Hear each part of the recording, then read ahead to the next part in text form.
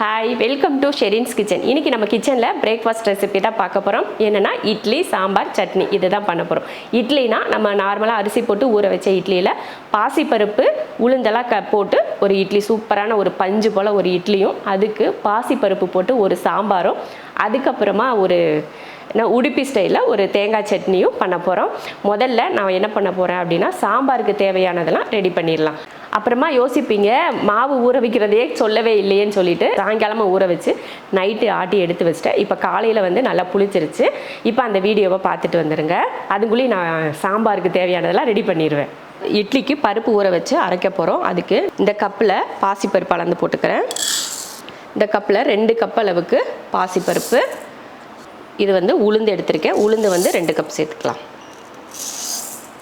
அடுத்ததாக நம்ம கையில் இந்த மாதிரி 2 கையளவுக்கு இந்த மாதிரி இருக்கு பிடிச்சிங்கன்னா 2 கையளவுக்கு மாவு ஜவ்வரிசி, நம்ம கடைகளில் எல்லாம் கிடைக்கும் மாவு ஜவ்வரிசி, அந்த மாதிரி கேட்டு வாங்கினீங்கன்னா அந்த ஜவ்வரிசி நம்ம கையில் 2 கையளவு.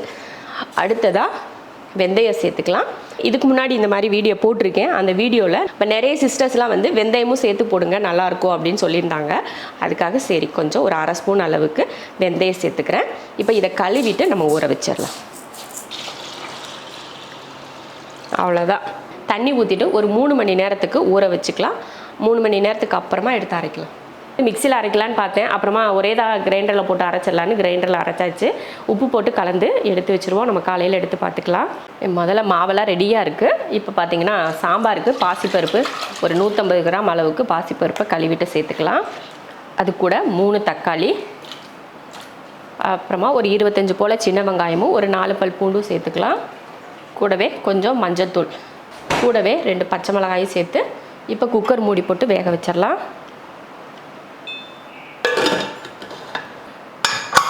2 விசில் விட்டு ஆஃப் பண்ணிக்கலாம். நல்லா ஒரு கடாய் வச்சுட்டு ஒரு 2 ஸ்பூன் அளவுக்கு எண்ணெய் ஊற்றிக்கலாம். 1 ஸ்பூன் 2 ஸ்பூன் அளவுக்கு ஊற்றிக்கோங்க போதும்.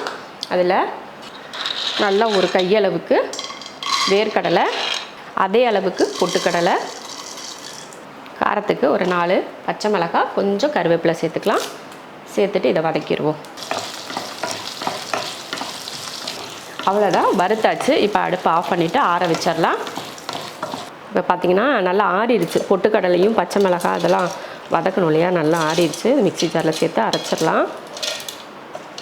அடுத்ததாக தேங்காய் வந்து 2 துண்டு அளவுக்கு தேங்காய் எடுத்திருக்கேன். அதை சேர்த்துட்டு கொஞ்சம் மல்லித்தலை போட்டுட்டு அது கூடவே சின்ன சைஸ் இந்த மாதிரி குட்டியூண்டா புளி சேர்த்து, உப்பு, 1 இன்ச் அளவுக்கு இஞ்சி சேர்த்துக்கிறேன்.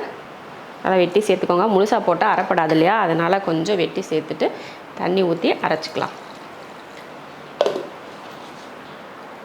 சட்னி அரைச்சாச்சு. தண்ணி தேவைப்பட்டால் தண்ணி நம்ம வந்து சேர்த்துக்கலாம். கெட்டியாக தான் இருக்குது, தண்ணி கூட இன்னும் எக்ஸ்ட்ரா சேர்க்கலாம். அவ்வளோதான். சட்னிக்கு நமக்கு தேவையான அளவுக்கு தண்ணி சேர்த்தாச்சு. நான் வந்து கொஞ்சம் தண்ணியாக தான் சட்னி செஞ்சுருக்கேன். ஏன்னா இட்லியில் ஊற்றி நல்லா முள்ளாக முங்குற மாதிரி சட்னியை ஊற்றி சாப்பிடணும் இல்லையா, அதுக்காக நான் வந்து கொஞ்சம் தண்ணி சேர்த்துருக்கேன். உங்களுக்கு கெட்டியாக வைக்கிறதுனாலும் நீங்கள் வச்சுக்கலாம். இப்போ வந்து நம்ம கொஞ்சம் தாளித்து ஊற்றிக்கலாம். கெட்டியாக வேணும்னாலும் சட்னி வச்சுக்கோங்க, இல்லை தண்ணியாக இருந்தால் நல்லாயிருக்குனாலும் தண்ணியாக சேர்த்துக்கோங்க. சட்னி வந்து எந்த பக்குவத்தில் இருக்கணும் அப்படிங்கிறது நம்மளோட விருப்பம்தான். இப்போ தாளிச்சிடலாம். இது வந்து பொட்டுக்கல்ல வதக்கின கடாய் தானே, அதனால் சேர்த்து தாளித்து விட்டுறலாம் அப்படின்னு இதுலேயே தாளிக்கிறேன். தாளிக்கிறதுக்குள்ளே இதுக்கும் ஸ்டீம் இறங்கிடுச்சுன்னா இதுக்கும் நம்ம வந்து தாளிச்சிடலாம். சும்மா 1 ஸ்பூன் அளவுக்கு எண்ணெய் ஊற்றி கடுகு கொஞ்சம் கருவேப்பிலை போட்டு தாளிக்கலாம். இட்லிக்கு சாம்பாரும் செஞ்சுருக்கோம் இல்லையா, அதனால தான் நான் சட்னி வந்து கம்மியாக பண்ணியிருக்கேன்.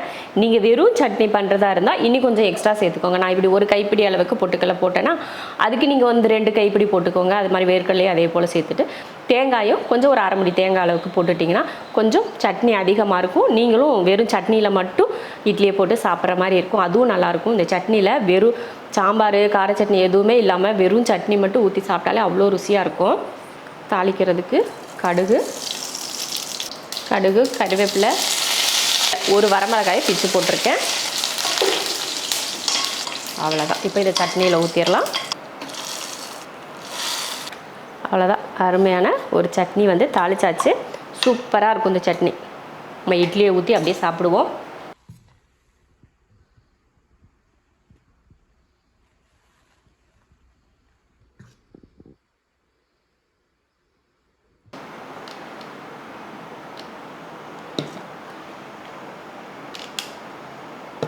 நான் வந்து மாவில் வந்து அதிகமாக தண்ணி கலந்துக்கல, ஏன்னா அது நல்லா பஞ்சு மாதிரி இருக்குது மாவு.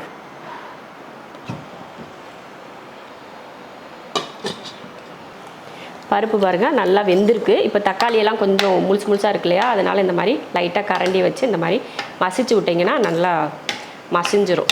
1 ஸ்பூன் அளவுக்கு சாம்பார் தூள் சேர்த்துடலாம். சேர்த்துட்டு தண்ணியும் சேர்த்துக்கலாம். நல்லா சாம்பார் வந்து நமக்கு தண்ணியாக தான் இருக்கணும், அதனால் தண்ணி சேர்த்துக்கிட்டேன். அடுத்து மசாலாலாம் போட்டு சாம்பாருக்கு தேவையான உப்பு, அடுத்து கொஞ்சம் மல்லித்தலையும் போட்டு நல்லா கொதிக்க விட்டுடலாம். சும்மா ஒரே ஒரு நிமிஷம் 2 நிமிஷம் அந்த மாதிரி 1 நிமிஷம் 2 நிமிஷம் கொதிச்சா போதும். அருமை சாம்பார் வந்து சூப்பராக நல்லா கமன்னு மணக்குது. அந்த மல்லித்தலை மசாலா பொடியெல்லாம் போட்டதுக்கப்புறம் சூப்பராக மணக்குது. ஒரு பக்கம் தாளித்து ஊற்றுறதுக்காக எண்ணெய் ஊற்றி கடுகு போட்டிருக்கேன். கொஞ்சம் வெங்காயம் கட் பண்ணி போட்டு தாளித்தோம்னா நல்லாயிருக்கும் சாம்பாருக்கு. அதனால கடுகு பொரிஞ்சதுமே வெங்காயம் போடுவோம். இப்போ தான் பொரிய ஆரம்பிக்குது. அஸ்மா ஒரு பக்கம் இட்லி இன்னொரு தட்டில் ஊற்றி வைன்னு சொன்னேன்னா அது ஊற்றி வச்சுக்கிட்டு இருக்கு. இப்போ சாம்பாரை வந்து நான் ஆஃப் பண்ணிட்டேன். இப்போ பொரிஞ்சதுக்கப்புறமா சின்ன வெங்காயம், நீங்கள் எந்த சாம்பார் செஞ்சாலும் சரி கடைசியாக கொஞ்சம் சின்ன வெங்காயம் தாளித்து ஊற்றி பாருங்களேன், டேஸ்ட் ரொம்ப நல்லாயிருக்கும். வெங்காயம் பாருங்கள் நல்ல கலர் மாதிரி வருது பாருங்கள். அந்த டைமில் கொஞ்சம் கருவேப்பிலை சேர்த்துட்டு சாம்பாரை வந்து ஆஃப் பண்ணியாச்சு. தாளிப்பு வந்து ரெடியாக இருக்குது. இப்போ ஊற்றிடலாம்.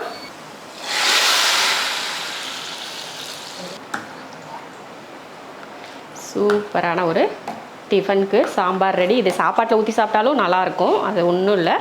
இட்லிக்கு தோசைக்கு இந்த மாதிரி அப்படியே தண்ணியாக பாசிப்பருப்பில் சாம்பார் வச்சு அப்படியே ஊற்றி சாப்பிட்டீங்கன்னு வச்சுக்கோங்க, வேறு லெவல் டேஸ்ட்டில் இருக்கும். சொர்க்கம் அப்படி. சாம்பாரும் ரெடி ஆயிடுச்சு, சட்னியும் ரெடி ஆயிடுச்சு, இட்லியும் நமக்கு ரெடி ஆயிடுச்சு. சாம்பாரும் ரெடி, சட்னியும் ரெடி, இட்லியும் ரெடி. இட்லி வந்து ஒரு ஏடு ஊற்றி எடுத்தாச்சு. வேணும்னா இன்னொரு டைம் ஊற்றி வச்சுக்கலாம் அப்படின்னு சொல்லிட்டு நான் ஊற்றி வச்சுருக்கேன். சமையல் முடிஞ்சிருச்சு. இப்போ பரிமாறுவோம். தட்டில் போட்டால் தான் அது எப்படி நல்லாயிருக்கு அப்படிங்கிறது வந்து நமக்கு தெரியும், அதனால தட்டில் போடுவோம்.